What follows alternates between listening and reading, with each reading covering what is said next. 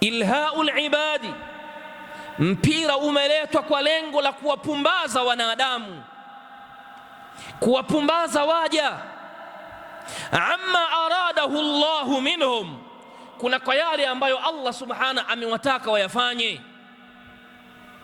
Mpira huu ni pumbao, limeletwa kwa wanadamu ili watu waache kabisa, waachane na yale mambo ambayo Mola wao amewaumba kwayo wayatekeleze, katika al-awamiri wan-nawahi, katika maamrisho mbalimbali na makatazo.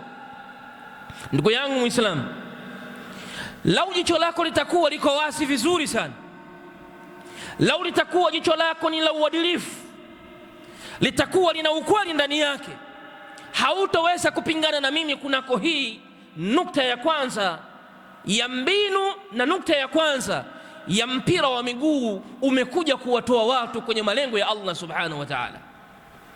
Sintotaka kukupa mifano mingi, lakini hili tu la kutosha, la kwamba Mola wako subhanahu wa ta'ala anakwambia ndani ya Qur'ani, wama khalaqtul jinna wal insa illa liya'budun, wanadamu na majini hawakuumbwa isipokuwa wamwabudu Allah subhanahu.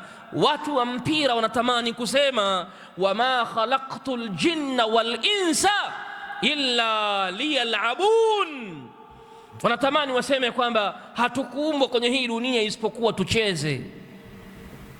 Angalieni hizi furuq, angalieni hizi timu za kanda, timu za maeneo, timu za wilaya, timu za mikoa, mpaka timu za nchi, mpaka timu za dola mbalimbali. Ziangalieni hizi timu namna ambavyo harakati zake zinazoendeshwa ndani yake, mtaona ndani yake pana pumbao la watu kupumbazwa kabisa na dini ya Allah subhanahu wa ta'ala. Yale ambayo Mola wao amewataka wayafanye sasa hivi yatakuwa hayana nafasi, kwa sababu tupo katika timu, tupo katika kambi, tumesafiri sisi kwenda masafa ya mbali kwa lengo la kufanya mazoezi na kucheza na timu fulani.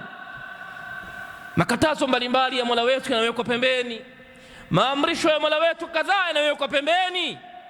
Hili ndilo lengo kubwa. Iqtaraba linnasi hisabuhum wa hum fi ghaflatin mu'ridun ma ya'tihim min dhikrin min rabbihim muhdathin illa istama'uhu wa hum yal'abun lahiyatan qulubuhum.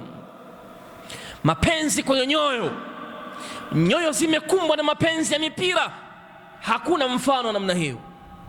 Tarehe ya dunia hii haijawahi kuandika historia ya damu, haijawahi kuandika historia ya machungu kunako mapenzi ya nyoyo, kunako mipira. Tokea Allah umbe huu ulimwengu ila yaumi nasi hadha, hizi karne za mipira hizi zinaweza kuandikwa kwa damu au zikaandikwa kwa uchungu, namna ambavyo nyoyo zilitakiwa zifungamane na Mola wao. Leo hii nyoyo zimefungamana na mipira.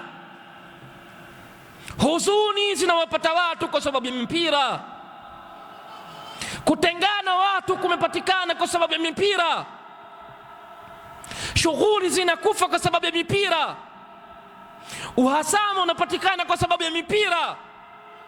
Je, halikuwa hili lengo la makufari wamelifikia? Mpira katika moja ya madhara yake ni ilhaul ibadi amma aradahu Allahu minhum, ni kuwapumbaza wanadamu kuna kwa yale ambayo Allah subhanahu wa ta'ala anataka kwa wao.